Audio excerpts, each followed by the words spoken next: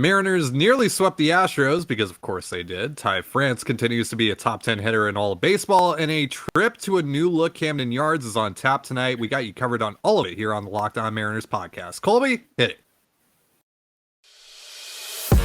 You are Locked On Mariners, your daily Seattle Mariners podcast. Part of the Locked On Podcast Network, your team every day. It is Tuesday, May 31st, 2022, and this is a Locked On Mariners podcast. Thank you for making us your first listen of the day. We are free and available on all platforms. I'm Ty Gonzalez. He's Colby Patnode. We cover the Mariners over at InsideTheMariners.com. More on that in just a bit. Be sure to follow the show on Twitter at LO_Mariners. You can follow me at Dane Gonzalez, that's DANEGNZLZ, and Colby at CPAT11, that's CPAT11. Be sure to also check out our Patreon at patreon.com/control the zone. We typically post 2 additional shows on there every week, get into some bigger ideas and bigger topics, whereas Locked On Mariners covers more of the day-to-day with the M's. We also get into some non-baseball discussions on Control the Zone as well. It's a fun time, so be sure to check it out. Again, that is patreon.com/control the zone. And if this is your first time joining us here on Locked On Mariners, welcome to the show. If you like what you hear, give us a follow or subscribe wherever you listen to this. And if you're watching us on YouTube, hit the subscribe button, turn on the notification bell, and give this video a thumbs up. We greatly appreciate it. So, before we get into our topics for today, because we're going to be talking some Ty France, we're going to be talking about this Orioles-Mariners series coming up. We're also going to be looking back at the weekend series. Let's talk about Inside the Mariners. It is our new Mariners website that is officially launched as of this morning on Fan Nation, which is part of the Sports Illustrated network. We have a bunch of content up there already, so please check it out. You can also follow the website at Inside Mariners on Twitter and on Facebook. More social channels to come eventually. But right now we have those, and we have, I believe, 6 articles on the website right now. So there is a lot of great Mariners content in there for you to look at. Colby wrote about the Mariners bench and maybe some all-star possibilities for the Mariners. I wrote about the walls being moved back at Camden Yards. I also wrote about the Mariners bullpen and high leverage situations and some of their woes there. I also wrote about 6 Orioles players to keep an eye on outside of, Trey Mancini, Cedric Mullins, Anthony Santander. So a lot of good stuff on there. Be sure to check it out. Again, that is InsideTheMariners.com or si.com/MLB/Mariners. So with that out of the way, the Mariners, as I said, nearly swept the Astros this past weekend because, of course they did, after losing 2-3 to the Oakland A's. I don't get this team anymore. I'm going to stop trying to make predictions about this team. I'm going to stop just assuming that I know anything about this team whatsoever, because everything that I know about this team, it's not accurate. Whenever I feel like I have them figured out, when I have them pinpointed, I do not. None of us do. I think none of us know what this team is going to do on a day-to-day basis.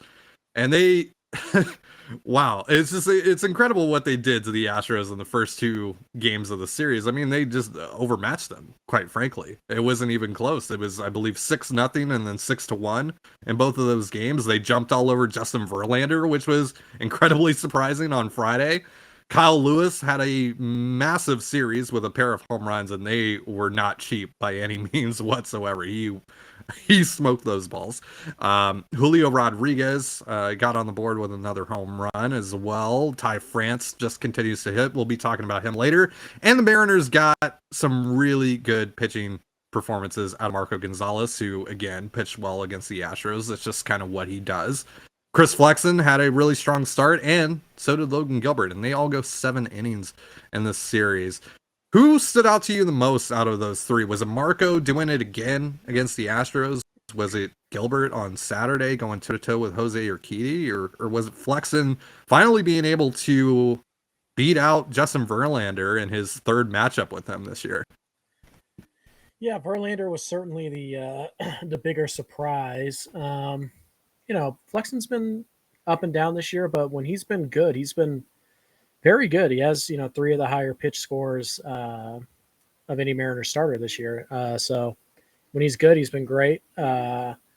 He's probably the one who had the best start. I think Gilbert was right there Certainly Marco doing what he does, battling, another superior team and really giving his squad the best chance to win that he could. Marco gave up a few too many hard hit balls. He had a nice defense playing behind him, which certainly helped. But I would say Flexen was probably the best this weekend. Gilbert was a very close second, and then Marco was a pretty obvious third. But it's not a slight to say that going 7 1/3 and giving up 2 earned against the Astros is the third best performance of the weekend. It just speaks to how good the Mariners rotation was against a healthy Houston Astros team. Yeah, and then going to the offense here for the Mariners, like I said, they score 6 runs in back-to-back games. They did get shut down a little bit against Luis Garcia on Sunday. They were able to put together a couple runs in that game, 1 run in that game, but were not able to capitalize on a couple of other opportunities that they had where, they could have won that game pretty easily. And you wrote about that on Inside the Mariners and why the lack of depth that the Mariners have on their bench is kind of, one of the main reasons that happened. And, a part of that also is because Kyle Lewis was not able to play on Sunday. He was initially in the lineup, but was scratched. And the night before, he was unable to finish the game. He did get hit in the head with a breaking ball at one point, or near the head at least. But seemed to be okay from that. So not sure if that was the reason that he was held out the next day. Not sure if they're just being cautious. If something came up, we don't really know. But we will see here in probably a short while, probably even while we're recording this, if he is back in the lineup tonight in Baltimore, which would be huge for the Mariners. And we'll be talking more about that series in just a moment. But Kyle Lewis right now has 2 of the Mariners' 11 home runs that would be home runs in the new Camden Yards with the new fences out in left field. He is absolutely obliterating the baseball, and he's getting more to his pull side. What did you see out of Lewis in this series? Yeah, it's by the way, we do actually have the lineup just posted. Oh, okay. And Kyle Lewis is not in it. So oh no. Yep, there you go. Winker DHing today. Dylan Moore gets a start in left field.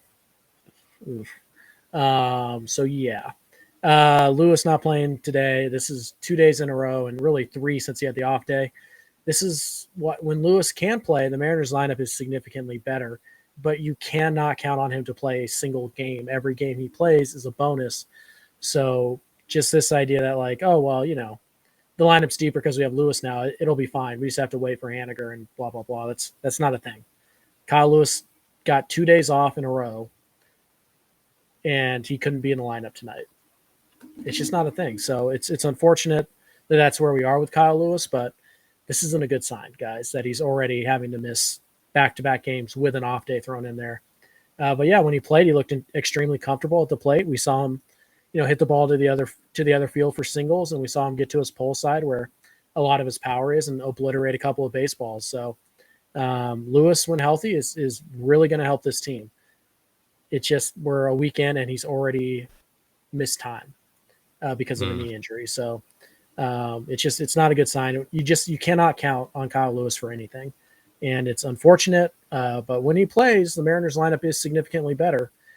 Because then you avoid this Dylan Moore, Taylor Trammell, Cal Raleigh stack that it appears the Mariners will go with. So I say again, go get Ben Gamble, go get Tyler Naquin. But, Lewis, I wish he was healthy because you see how much better and deeper this lineup is with just one additional average or slightly above average bat. You don't need a superstar in this lineup to make it significantly better. But you just can't count on Kyle Lewis to be that guy.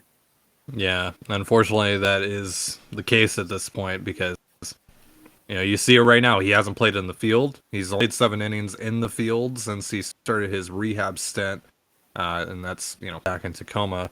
And otherwise, he's been DHing, and he's, he hasn't looked himself on the base pass, clearly. And that's also been, that hasn't really been much of an issue, but that's been concerning, at least. And now, not being able to go on Sunday after getting scratched and then having the off day yesterday and not being able to make his way back into the lineup tonight, it's worrisome. It's worrisome for the Mariners, and it's just, again, as you said, re-emphasizes the need for more depth for an outside addition to be made here. And yeah, you know, they should be getting Justin Upton here in the next week and a half, but you know, When was the last time Justin Upton was good? 2018.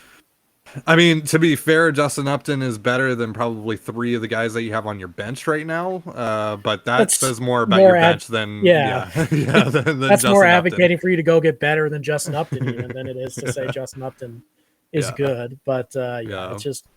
it's a bummer, man. It really is, because again, it's the evidence is right there. Lewis hitting 6 or 7. It just makes the lineup that much deeper and that much more of a threat. And Yeah. you just can't count on it for a second. You just have to kind of enjoy when you have them, and then be ready for the inevitability that you won't have them for a few days. Yeah. Again, it's everything that Jerry DePoto said this offseason. Whatever we get out of Kyle Lewis, we view as a bonus. Too bad he didn't back that up with actions, but Yeah. it is what it is. Yeah, yeah. The over-reliance of Jerry Kelnick being good and Mitch Haniger staying healthy, unfortunately. All right, so I saw in our comment section on YouTube of our last episode, someone saying, you guys never talk about Ty France. So guess what, listener? We're talking about Ty France in just a moment. But real quick, our partners at BetOnline continue to be the #1 source for all your betting needs and sports info. Find all the latest odds, news, and sports developments, including this year's basketball playoffs, Major League Baseball scores, fights, and even next season's NFL futures. BetOnline is your continued source for all your sporting wagering information, from live betting to playoffs, esports, and more.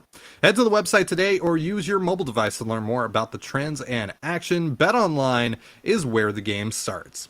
You're listening to Locked On Mariners. Thank you again for making us your first listen of the day. For your next listen, check out the Locked On Now podcast with recaps of MLB games with analysis from our local experts, taking fans through the season like no other network. It is free and available wherever you get your podcasts, just like us. So Ty France is a monster. He had 6 hits in the series against the Astros. He drove in 5 runs. He also had a home run on Friday night. He's hitting, he's in the midst of an 11-game hitting streak right now.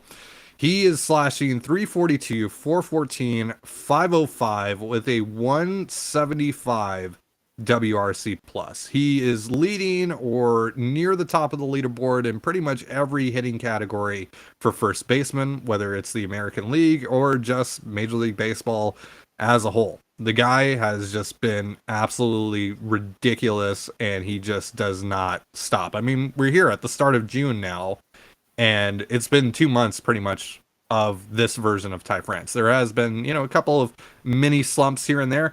And the crazy thing too is he's been dealing with a hip flexor throughout all of this as well. Yeah, Ty France is doing all of this not 100% healthy. Yeah, he's okay. I've seen better. I mean, he's no Luis Ariz. Ironically, those two should be the 2 first basemen for the All-Star game. And I think there's a very strong chance that neither of them are in the All-Star game. But this isn't about Luis Ariz, although I could make it about Luis Ariz. It's I'm about sure Ty you France. could. You know my love for Luis Ariz knows no bounds. But no, I mean, France has just been probably the best all-around hitter in the American League, not named Mike Trout and Aaron Judge. Like, that's probably what we're looking at here. He is far and away the best first baseman in the American League right now. He is a full win higher than the next highest first baseman in F4 in just 45 games. Ty, bonus points if you can tell me who number 2 is in F4 at first base. It's not Vladdy. It's not. No, it's not. Vlad is like 16th. I would assume it's not Luis Ariz either, because you were just talking about him. Yeah, I believe he is 3rd, which is BS, but in the American League, yes. Here's how confident I am. Yandy Diaz? No, he's up there. Here's how confident I am that you can't get this. I'm going to tell you the team. Okay. Cleveland Guardians. Yeah. Owen. Oh, Owen Miller. Yes, Owen Miller is technically Okay. number Yeah, two. yeah, yeah. He is worth 1 win. Ty France is worth 2. France is worth 2.6 on B War. If you're a B War type of guy, 342, 414, 505, and he's starting to hit with a little more power now too. Over his last 365 days, which is the total of 156 games, Ty France is hitting 317, 388, 480. What more is there to say? The guy's an elite hitter. Ty France is an 80 grade hit tool. That's what Ty France is. If you ask what an 80 grade looks like, for hit tool, it looks like Ty France. He doesn't strike out. He puts the ball in play, hits the ball with some power, uses the entire field. Look at his spray chart. It's Ty France is the 80 grade bat.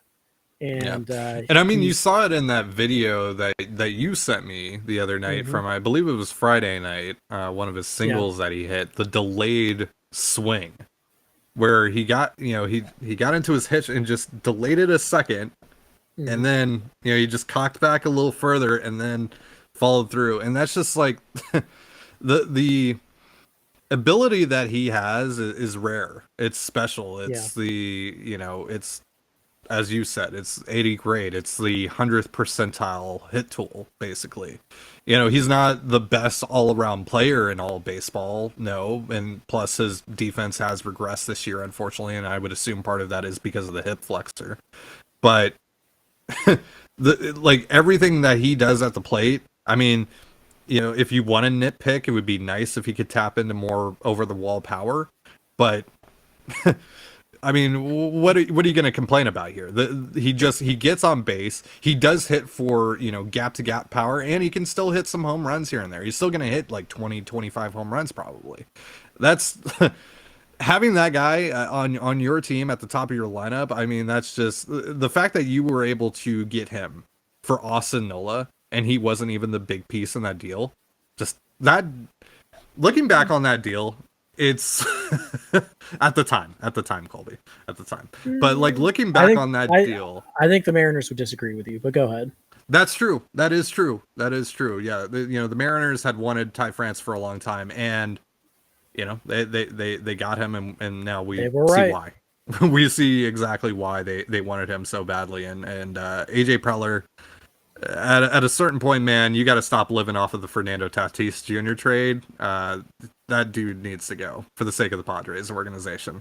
The fact that he let Ty France go, and I know Eric Hosmer has been pretty decent this year, but picking Hosmer over France, that's a choice. That is certainly a choice. But yeah, Ty France has been fantastic this year. He should absolutely be an all-star. But what do you think about the possibility of that? Obviously, you wrote about this on Inside the Mariners, and people can read your thoughts there. But just to kind of sum it up real quick, how do you feel about his chances of cracking that team? I still think they're pretty good, because I think the Mariners might be in a year where they only get one rep. And if only one Mariner can be an all-star this year, it should be Ty France.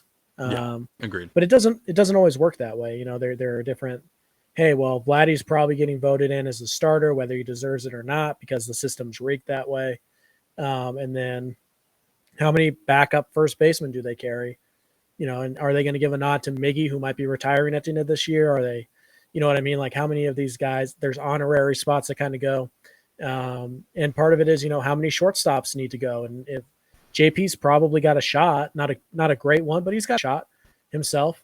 He is fourth, I think, in shortstop in terms of F4. He's second in WRC plus. He's been great this year. He definitely deserves to be in the conversation, but he's behind three big names who all play for big markets. So is JP going to get to go? And if he does, as an injury replacement, does that actually squeeze Ty France? Because we know that there are going to be teams that only get one rep. We know that Oakland's only going to get one. We know Detroit's only going to get one. We know Kansas City's only going to get one, maybe two if they sneak, Salvador Perez in there. So there's limited spots. I still think he has a pretty good shot because the reserves are selected by the manager. And I just think that France's reputation in the game is significantly higher than that of the fans as a whole. And there's a very good chance that most non-Mariner fans have never heard of Ty France. And that does come into play here. But I would still say it's probably a little bit better than 50-50 that he gets in, but it should be 100%, especially if he continues to hit like he has been. I'm just not convinced it will be, because MLB All-Star Game voting and the selection process is stupid, because why can't we just agree that Detroit doesn't deserve an All-Star just because they play Major League Baseball? You know what I mean? It's the same thing that happened to the Mariners in 2019. Daniel Vogelbach makes the All-Star team. Does Daniel Vogelbach deserve to be on the All-Star team? No. Why was he? In my heart, he does. Sure, but in practicality, no, he doesn't.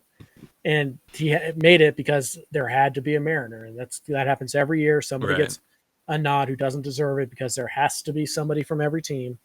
And I just worry that France might be one of those guys who gets left out, or he ends up on the last chance ballot or whatever. And we have to send Segura again or whatever it is for France. So we'll see. But so if France didn't make it, then who would you venture to guess is the Mariners rep?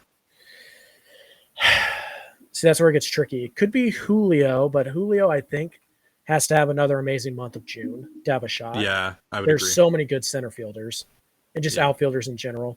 It could be JP, like I mentioned, but again, he has to leapfrog Xander Bogaerts, Tim Anderson, and somebody else. Can't remember who the other guy is, but they just leapfrog them and Bo Bichette, even though he's been significantly better than Bo Bichette. But we know Blue Jay fans love to just vote for their Carlos guys. Correa. Yeah, he's below Correa. But yeah, I mean, these are big market. Jeremy Pena is the other guy. Oh yeah, Jeremy Pena. So if one of those guys gets hurt, they typically take 3 shortstops. If one of those guys gets hurt, and I think Anderson's dealing with something, maybe if JP keeps hitting like he has been for the last week or so, then those numbers are going to go up, and he's got a shot there. I would say Gilbert has a shot, but I feel like the couple of the teams that are only going to have one rep, they're going to be rep by a pitcher. So Oakland's rep is going to go to Frankie Montas, and Detroit's rep right now is probably going to be Tariq Skubal. And obviously, if those two are there, there's probably not going to be room for Gilbert when you factor in Verlander, McClanahan, Gossman. You know what I mean? So we'll see. I feel like if it's not France, it's probably JP, but that's why I think it will ultimately end up being France, just because he is the best at his position in regards to the other options that could represent the Mariners. Mm-hmm. All right, so the M's are heading to Baltimore, starting the 3-game set with the O's at Camden Yards, which has undergone some significant changes in left field and ugly changes, hence your reaction.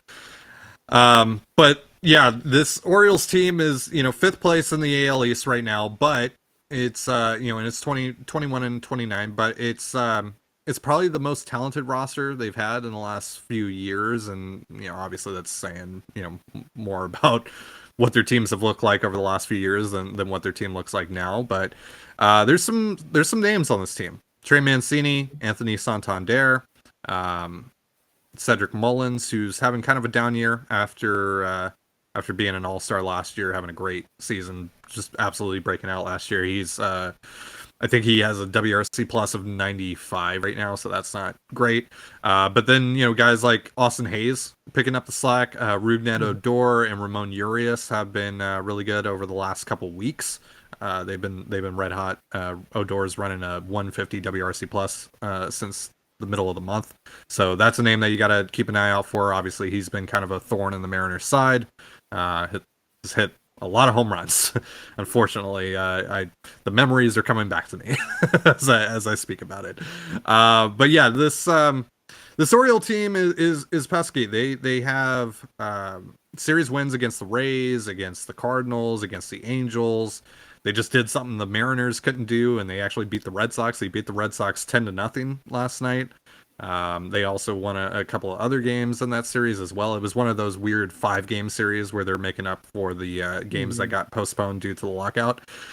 So I believe they won 3 of 5 in this most recent series against the Red Sox. So this is a team that, again, not very good, but still talented and kind of trying to find its way. Honestly, it's kind of like the Mariners around this time last year, where it's, there's talent. They're not particularly good, but they're going to give you a tough time.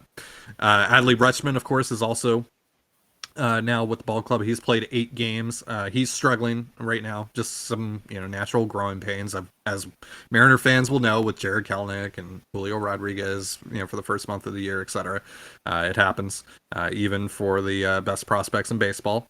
But yeah, this Orioles team has some decent pitching, and they're going to give them a tough time. So what are you hoping to see from the Mariners in this series? Find a way to win it. It's about all you can hope to do at this stage. Baltimore, they started the year really poorly. They were 7-14. Since then, they're 14-15. They've been about a 500 team. Run differential in the month of May is only. They've been very, very formidable against some pretty good teams. They've had a tough schedule. Keep in mind, they had that near 500 record, and that was a stretch where they lost 7 of 8, and they still have a shot to finish 500 in the month. So they have some guys out in the bullpen with some really wicked stuff. You mentioned some of the dangerous bats in there. It's a tough matchup, and the Mariners, they're throwing Kirby tonight, which means we'll get Ray tomorrow. So they do have a couple of their best going. But it's going to be tough, guys. This is not a rollover series. This is not wake up and take 2 out of 3. The Mariners are going to have to play well, and they're going to have to earn a series win here on the road on the East Coast, which is never easy to do. But if you're the Mariners, you just beat the Astros. You almost swept them. It is critical for the Mariners to win this series, just in terms of maintaining and keeping their momentum. So they have a lot to play for, even though it's only May 31st. So it's not going to be easy, but it's kind of one that the Mariners have to win. They got to find a way to take 2 or 3 from the series, because these are the type of series you have to win if you're going to dig yourself out of the hole that you created. Mm-hmm. So if you're watching the game tonight and you look in left field, you might notice that Camden Yards looks a little bit different and a lot of bit uglier. The left field walls were moved back this offseason. Straightaway left field used to be 364 feet. They moved it back to 384 feet, but they kept the foul pole, which is 333 feet, the exact same. So there is a very weird curve in the corner of left field that goes to, the actual left field wall, the straightaway left field wall, where it goes basically from 333 all the way to 400 in left center. And on top of that, they raised the walls from 7'4" to about 13 feet tall. And of course, this was an effort to cut down on all the home runs that have been hit there at the ballpark. A lot of people have considered Camden Yards to be a glorified little league stadium, an arcade-style baseball stadium. I'm sure you've heard all of the things that people have said about the park because of all the home runs that get hit there. It's the most home runs that have been hit at any ballpark since 2002, et cetera, et cetera, et cetera. They had the MLB's home run leader belong to the Orioles for 4 straight seasons from 2013 to 2016. Of course, guys like Nelson Cruz, Mark Trumbo will come to mind there. And, it certainly has curbed the the home run totals. In fact, it's basically nearly killed them entirely. There have been 3 home runs in 23 games at the ballpark that have gone over the affected walls. There have also been 14 balls hit there that would have been home runs last year. Yeah. Right now, the Orioles are on pace in general. Oriole Park in general is on pace to observe just 31.7 home runs this season right now. That's an 81 game pace.